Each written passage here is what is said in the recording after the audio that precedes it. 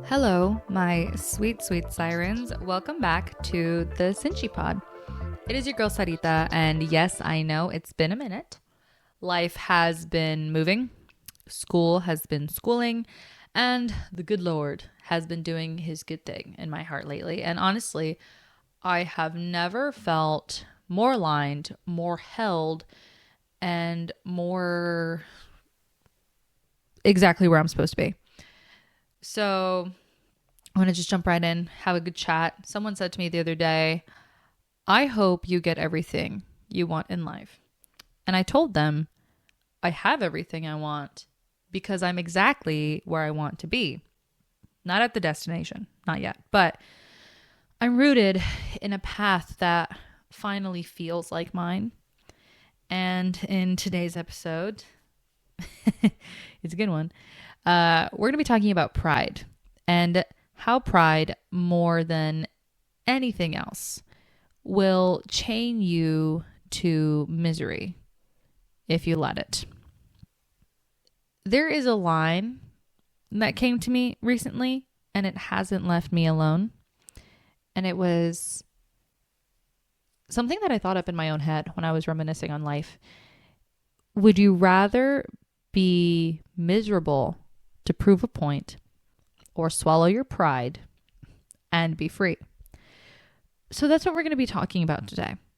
Your pride, my pride, how it ruins relationships, blocks blessings, delays growth, strangles joy, and how swallowing it feels like a tiny death, but becomes the beginning of a rebirth.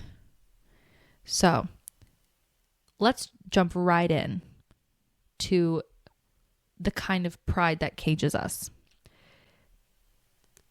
It's kind of like a quiet prison, right?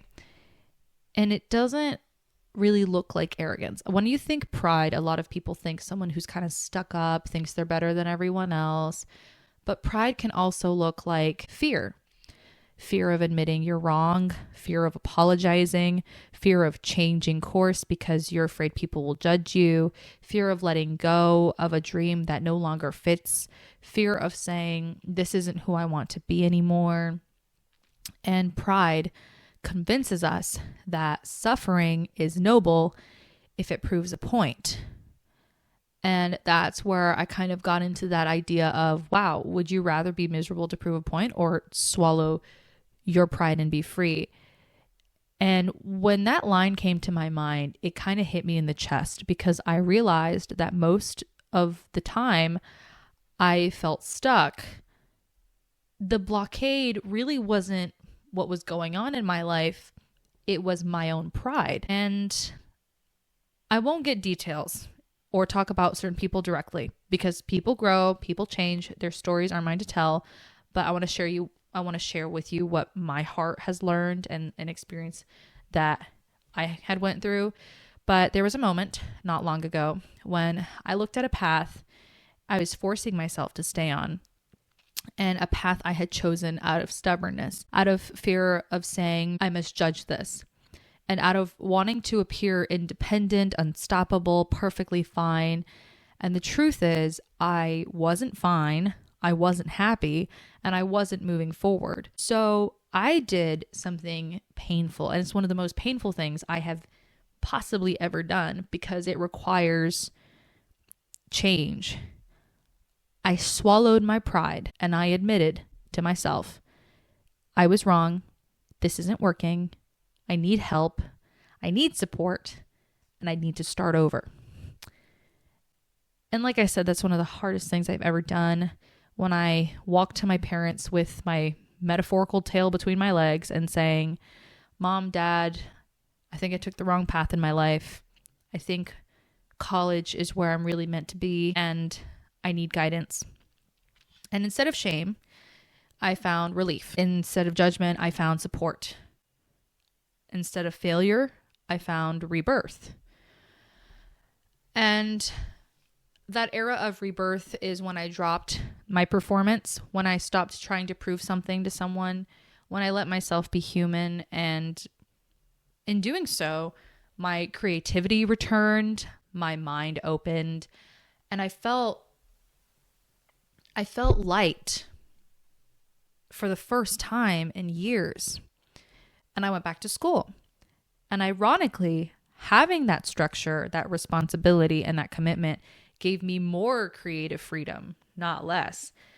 And you'd think it would get more since I had more time in my hands. I wasn't in college. I was working. I wasn't busy with other things. I had a lot more free time in my hands. Yet somehow, when I went back to school, I got more creative freedom than I did in the past. And I guess that's because when you're walking the right path, even if it's hard, it gives energy instead of draining it. And that's pretty much how the blog was born, and this podcast and this renewal. And if you've been with me since the beginning, you will know that this blog has gone through so many what I would call rebrands. I've had many different names for the blog. It started with Certified Tree Huggers, then it became Wellnest, and then it became Kuya Inuna, and then it became Sinchivida. So it's about 4 rebrands. And Sinchivida was when I decided, all right, this is what it is. This is who I am. This is the essence of me, because Sinchi means strong, or Sinchi, as my father pronounces it. It means strong in Quechua, which is the indigenous language of Peru. I say it every time I talk about it. And it's the essence of me, because I have gone through so many things in my life. But I am resilient, I'm strong, and I am a warrior in my own way. And I think that is, and that in and of itself was part of my rebirth. When I started the blog and I changed it to Sinchivida, because that was when, in a way, I started to embody that idea. And when I changed the name, I didn't feel that way at all. I didn't feel like I was some strong girl who had been through a lot. I still felt fear. And slowly but surely, I had been letting go of that fear. So it's not something that kind of happens overnight.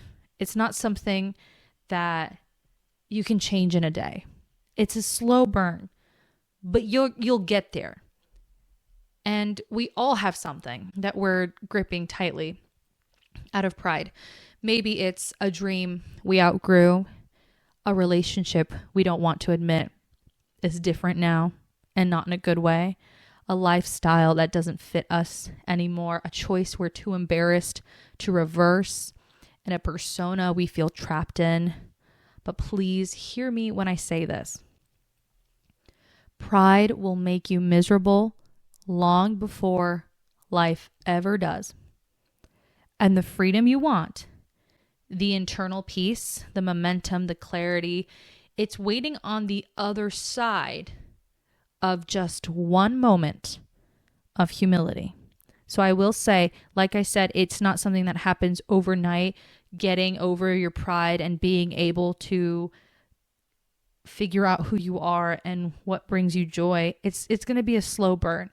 But all it takes to start that journey of freedom is that moment of humility. That moment you let yourself go and you let yourself pivot and you let yourself be new. So I'll leave you with this question. What are you holding on to because pride won't let you release it? And more importantly, what would your life look like if you swallowed that pride and finally set yourself free? You deserve that freedom. You deserve to breathe again. All right, my loves, thank you for spending this time with me. Like, I've missed you guys. I'm grateful for you. And I am so happy that I get to walk this journey with you slowly, intentionally, and beautifully. Until next time, my sirens, this is Sarita, and this is the Sinchi Pod. Be gentle with yourself, be brave, and be free.